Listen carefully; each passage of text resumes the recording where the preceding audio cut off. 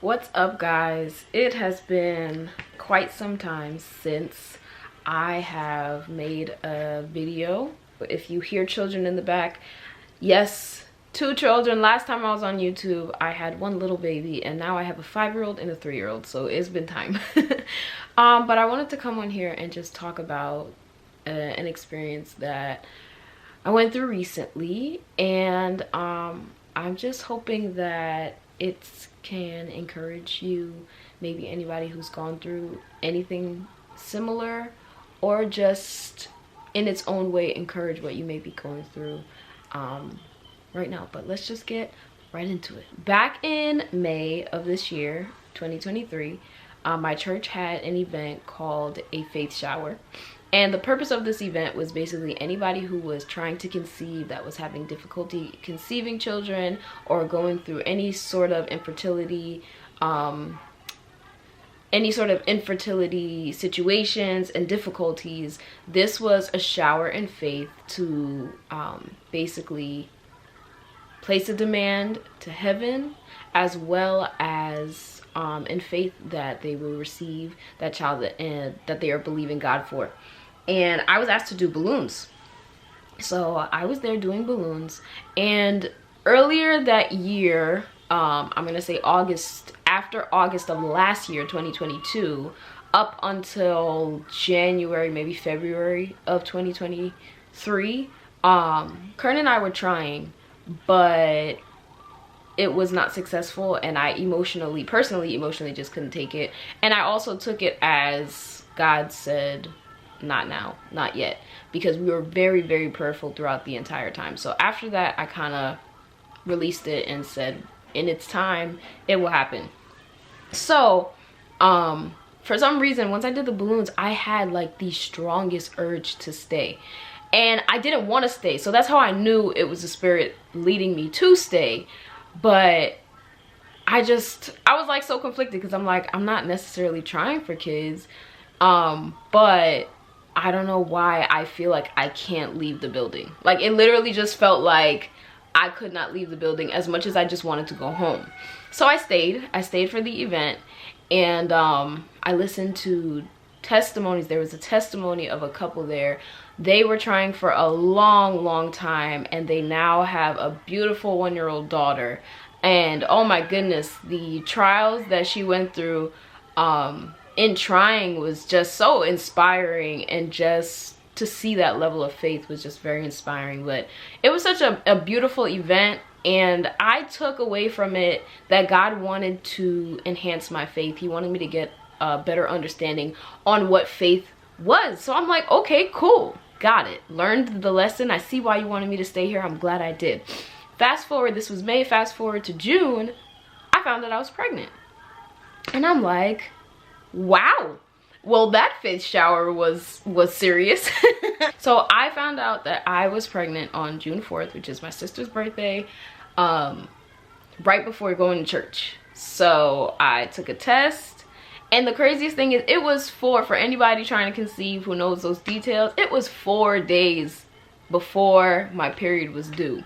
And I got a strong positive line. So I'm like, oh, there's no doubt about this. This is legit. This is here. And we were so happy. And of course, what a nice birthday gift. I told my sister, she ran around the church. And I told a couple other friends. And there was something very faint in the back of my mind telling me to be quiet. Like, stop talking too much. But then I just was like, that's negativity. I'm not gonna, God blessed me with a baby growing in my womb, so I'm not even gonna take on that negative thing, because it's known not to share pregnancies before like that 12 or 13 week mark, because of risk and things like that. But I'm like, I'm not taking that on. This is baby number 3. I'm not taking on that energy. I'm only telling people that are close to me. But after I told, close people, I was like, quiet, not saying anything. So this time around, now my other 2 pregnancies, it's not that I wasn't intentional with it, but I went through the motions of it, and I can't say that I can't complain about the pregnancies that I had. But this time I wanted to be very, very intentional about giving my pregnancy to God, because all those times that I was trying, you know, you go down the Google rabbit hole, and I learned a lot of different things that can happen. So my anxiety during this pregnancy was a lot higher. I did not have anxiety for the other two, but this time around my anxiety was much higher. And I know it sounds like typical, like I knew it was coming. I really didn't know it was coming, but after, anyway, we'll get there. But my anxiety this time around was much higher, so I was very intentional. I left the pregnancy test on my nightstand, and every time I looked at it, I would pick it up and I would pray. I started looking up scriptures that I could pray over my womb and over the baby that was growing. I bought a onesie in my favorite color, yellow, and I left it next to my nightstand and with the pregnancy test, and just random nights I would pick it up and I would pray over it, because I was like, I really want to intentionally give this pregnancy over to God. So fast forward to June 21st. I had just came back from New York the day before, and that morning, because I had 2 C-sections, I was determined that this time I wanted to push, so I knew that I had to start early, so I started stretching. I remember that morning I did like stretches that help prepare you for birth and everything like that. And later that day I was feeling a little crampy, so I was like, let me just relax. And then I stood up because I forgot what I had going on.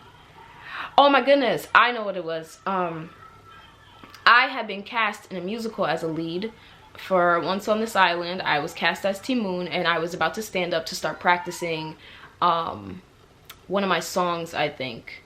And when I stood up, I felt a little something, so I just went to the bathroom just to make sure. And when I went to the bathroom, I saw blood. And after that, I immediately started freaking out. I went to my husband. I'm like, I'm bleeding. This has never happened. I don't think this is supposed to be happening. And I was in complete distress. I honestly was. I called my mom and I'm like, what do I do? What do I do? So I went to the hospital, but we had our 2 kids. So my husband stayed in the car with the kids, and I went into the emergency room and I just bawled. I just bawled because I knew exactly what was going on. The cramping didn't stop. I felt the bleeding continuing. I knew it was going down. And it hurt. It hurt because I was about to be 7 or 8 weeks, and my doctor's appointment was in my first doctor's appointment was in a couple days. But I knew what was going down. So I went to the emergency room, and that emergency room, you know how TV shows with the emergency room, they just be popping up and like, let's go, let's go, let's go. That wasn't that. I was sitting down for about 30-45 minutes. It's crowded, and I'm paranoid because I don't know why these people are here. I'm hearing coughing. There's some woman crying in the back, vomiting in a bag in a wheelchair. I'm like, this is a lot, and I'm alone. But I was texting some friends at the time, and but I wasn't bringing my children inside of the emergency room. They tested me and they said that my hormones are, like, I'm definitely pregnant, and the hormones, you know, it could have just been too early. People bleed regularly sometimes and they have healthy pregnancies. And I'm like, I know y'all are trying to encourage me. I didn't say this to them, but I just kind of I was a mess, but I just shook my head. But I know people try to encourage you, but I knew what was going down. I knew what was going on. And it was that moment that I realized why God pushed for me to stay at the face shower. Because the first thing I heard the Spirit tell me was that faithful people experience miscarriages too.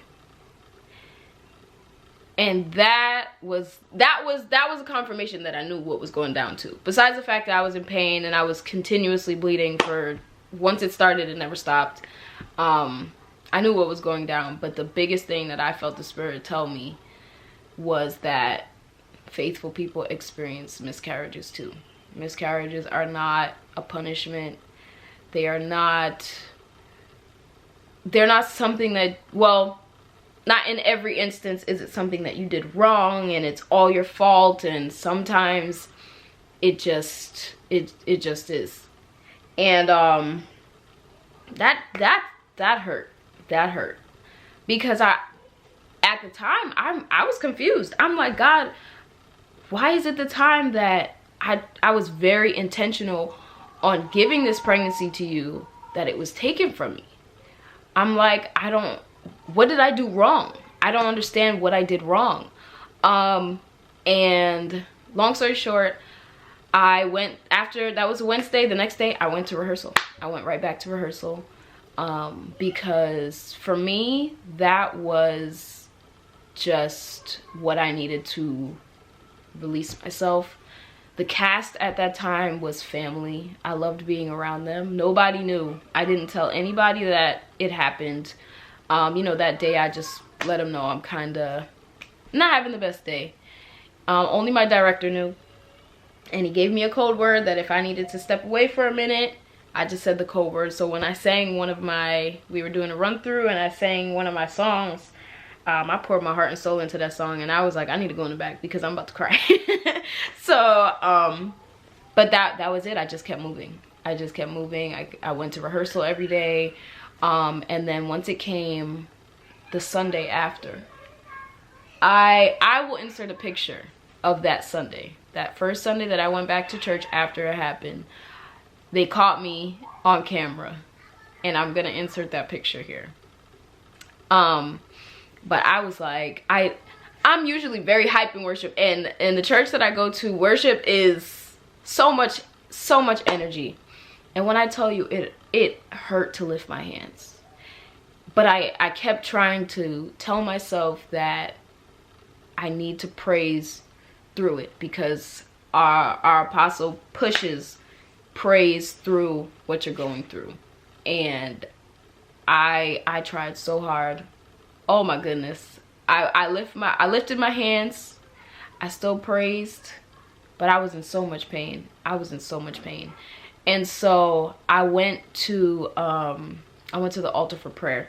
And this is one of the things that I also wanted to push. If you have experienced this, community is so important. Having godly, positive community is so important. You don't have to tell the world what you went through, but having community and having people that you know you can tell, that will pray for you, that will comfort you, that will encourage you during it, and just be there for you however that looks for you, is so important. And I'm very, very thankful for my church home here, because I went up for prayer, and woo, when I tell you the release, I realized that I never gave myself a chance to grieve. I never sat down and gave myself a chance to process what happened. Because the thing that would trigger me was, you know, I had the onesie, I had the pregnancy test, and obviously I put it away, but anytime I would see the onesie, and then next to that, there were a couple other women that were pregnant around me. So if I saw them, it would just be like, that was me at one point, and now it's not. Like, I just had to process, like, I was pregnant at one point and now I'm not. And it was just, anytime that kicked me, it would have been like there are no words. It was just one minute I was, and the next minute I wasn't. I went up for prayer, and she gave me such an encouraging word. Like, the first thing that she said is, it's not your fault. You didn't do anything wrong, and it's not your fault.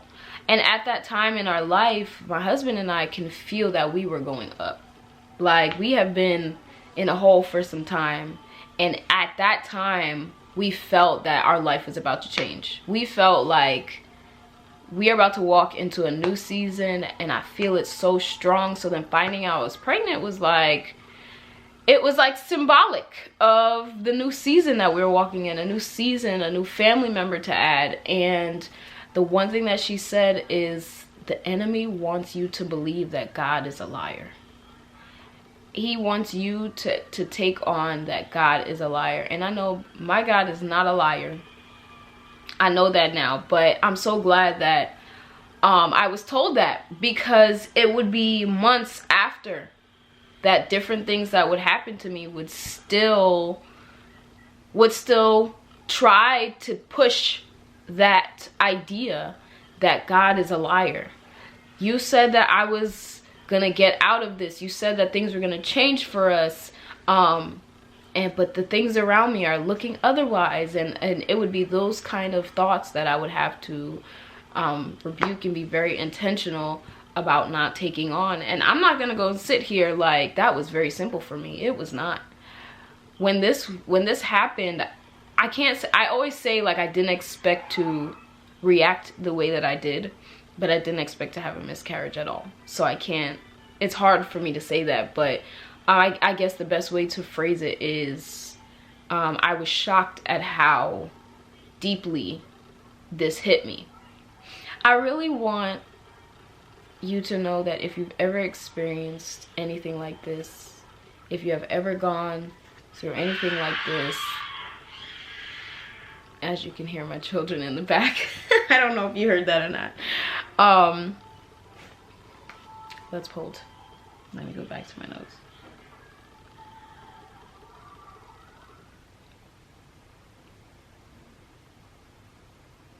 Okay.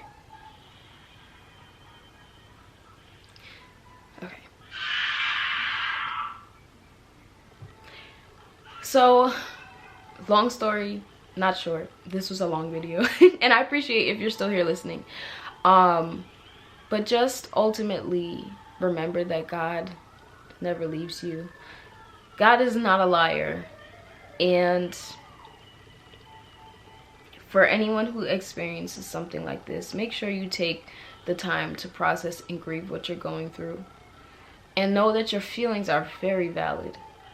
And tell those feelings to God. Bring how you're feeling to God. So 1 Peter 5:7 says, cast all your anxiety on him because he cares for you. And that's simply saying exactly what it says. God cares about you. He wants you to bring that pain. And when you're going through pain, he's with you during it. And it wasn't until later on when I did get another word that all those things that I was feeling, God was with me the whole time. God was right next to me the entire time. And he hurts when you hurt. So take that time to seek the kingdom first. Seek God first. When in doubt, when you are lost, when you are confused, just go to God and go to his word, because I promise you there is an answer and there is peace and comfort within it. And that has been the biggest lesson that I've taken from this experience. It has caused me to draw much closer to God and to get to that honest place of relying on him, to holding on to him when I don't understand.